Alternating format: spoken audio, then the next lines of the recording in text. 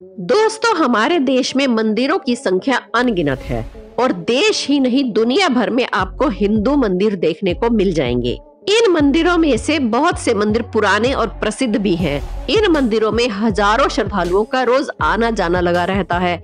लेकिन आपकी जानकारी के लिए बता दें कि हमारे हिंदू मंदिर में भी कुछ ऐसे मंदिर हैं जहां पे गैर हिंदू का आना मना है, जैसे कि उड़ीसा का जगन्नाथ मंदिर और काशी का विश्वनाथ मंदिर। ये तो हमने की हिंदू मंदिरों की बात। क्या आपको पता है कि मुसलमानों के सबसे बड़े पवित्र तीर्थ स्थल मक्का मदीना में भी गैर मुस्लिमों का कदम रखना मना है?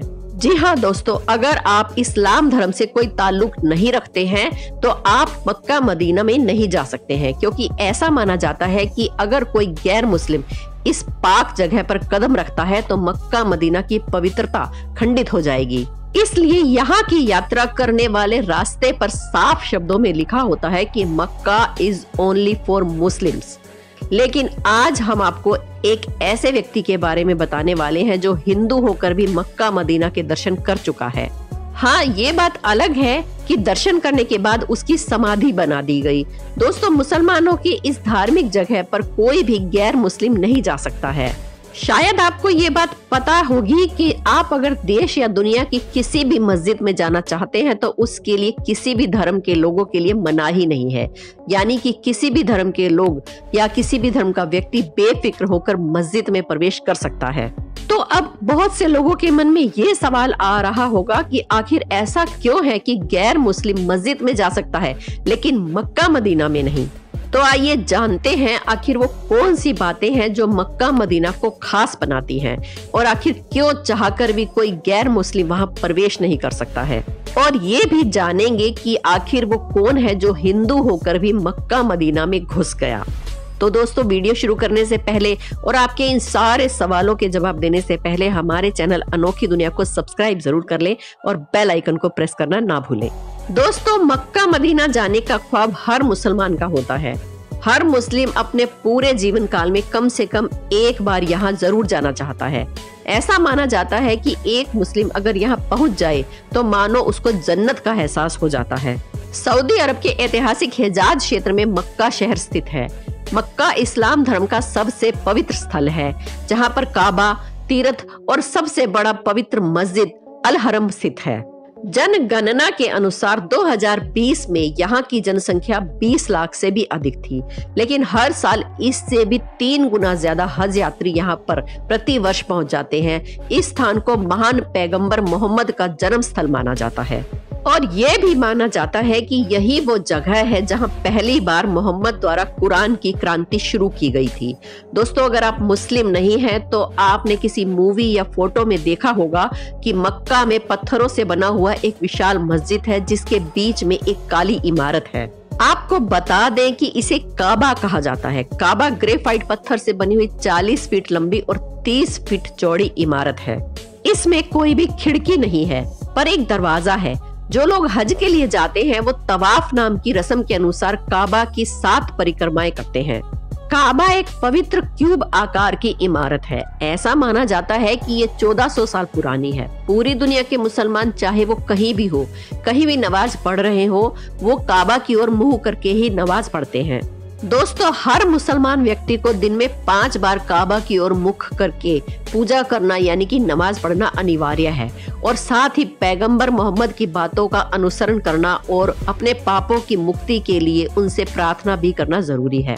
ऐसा कुरान में बताया गया है। दुनिया के कोने कोने से मुस्लिम लोग पैदल, ऊंट पर या फिर जहाजों पर चढ़कर मक्का मदीना पहुंचते हैं। मक्का में पैगंबर मोहम्मद के पैरों के निशान भी बहुत सलामती से रखे गए हैं। जो तीर्थ यात्री यहाँ पर दर्शन के लिए आते हैं उनके इन पैरों के दर्शन करके खुद को धन्य मानते हैं। इसके अलावा कहा जाता है कि हज की यात्रा करने के बाद अगर किसी मुसलमान की किसी कारण वहां पर मृत्यु हो जाती है तो उसकी वहीं पर समाधि बना दी जाती है। और दोस्तों, इंटरनेट पर मिली जानकारी और कुछ मुसलमानों से बातचीत करने के बाद हमें ये पता चला है कि अगर कोई मुसलमान वहां मर जाता है तो उसके परिवार वालों को बहुत खुशी होती है, क्योंकि उनका मानना है कि खुदा ने एक पाक मुसलमान को अपनी आगोश में ले लिया है। आपकी जानकारी के लिए बता दें कि मक्का की हज यात्रा बहुत ही महत्वपूर्ण होती है, क्योंकि मक्का को इस्लाम धर्म का 5वां स्तंभ माना जाता है और कहते हैं कि काबा यानी कि जो ये काली इमारत है, यहीं से धरती की शुरुआत होती है। हालांकि ये बात कितनी सच है और कितनी झूठ है ये तो हमें नहीं पता, लेकिन कुछ मुसलमानों का कहना है कि इस बात के प्रमाण कुरान में दिए गए हैं। दोस्तों, अब बात करते हैं कुछ ऐसे सवालों की जो गैर मुस्लिम लोगों के मन में ज्यादातर आते हैं। आखिर क्या होगा अगर कोई हिंदू या फिर किसी और धर्म का व्यक्ति मक्का मदीना में चला जाए? दोस्तों, वहां पहुंचने के बाद आपके साथ क्या होगा ये तो हमें नहीं पता, लेकिन जानकारी के अनुसार इतना बता सकते हैं कि दूसरे धर्म के व्यक्ति अगर वहां दर्शन के लिए जाते हैं तो उन्हें वहां तुरंत पकड़ लिया जाएगा। अब भला वो कैसे? तो चलिए हम आपको आसान शब्दों में समझाते हैं। दोस्तों, ये तो आपको पता ही होगा कि किसी भी देश में जाने से पहले हमें वहां का वीजा और पासपोर्ट बनवाना जरूरी होता है। अब हम आपको बता दें कि जब आप सऊदी देश के लिए वीजा अप्लाई करेंगे तो सबसे पहले यही पूछा जाएगा कि आप किस धर्म से ताल्लुक रखते हैं, और आपसे ये भी पूछा जाएगा कि आप वहाँ किस कारण से जा रहे हैं, यानी कि आप किस काम से वहाँ जा रहे हैं। और अगर आपको लगता है कि आप झूठ बोल देंगे तो आपको बता दें कि आपका झूठ क्रॉस वेरीफाई में तुरंत पकड़ा जाएगा। आपका वीजा लगने से पहले आपसे इन सब बातों के बारे में पूछा जाएगा, और अगर आप ये कह देंगे कि भाई मैं हिंदू हूँ तो आपका वीजा कैंसिल हो ही जाएगा, क्योंकि सऊदी देश के कानून के अनुसार मक्का मदीना में कोई भी गैर मुस्लिम नहीं जा सकता है। और मान लीजिए कि आप सऊदी देश में किसी दूसरे काम से जाते हैं, लेकिन वहां जाने के बाद आपको विचार आता है दर्शन कर ले, लेकिन आप वहां पर फिर भी प्रवेश नहीं कर सकते, क्योंकि वहां प्रवेश करने से पहले आपके पासपोर्ट और वीजा को पूरी तरह से चेक किया जाएगा। और पासपोर्ट देखते ही आप पकड़े जाएंगे, क्योंकि उसमें साफ लिखा होता है कि ये व्यक्ति किस धर्म से ताल्लुक रखता है। ऐसा नहीं है कि वहाँ सिर्फ गैर मुसलमानों के ही पासपोर्ट और वीजा चेक किए जाते हैं। वहाँ अगर कोई मुस्लिम जाता है तो उसका पासपोर्ट और वीजा भी वहाँ अच्छे से चेक किया जाता है। अब तक कई गैर मुस्लिम लोग वहां पर जाने की कोशिश कर चुके हैं, लेकिन वो सब के सब नाकाम रहे, क्योंकि वहां जाने के लिए वहां की अथॉरिटी से परमिट लिया जाता है। इस परमिट को लेने के लिए इस्लाम धर्म के कई प्रश्न पूछे जाते हैं, जिनका सही जवाब देने के बाद ही ये परमिट मिलता है। तो अब आपको बताते हैं उस व्यक्ति के बारे में जो हिंदू होकर भी मक्का के दर्शन कर चुका है। दरअसल दोस्तों, भारत के केरल में रहने वाला एक रमेश नाम का हिंदू था, जिसने मक्का मदीना के दर्शन किए।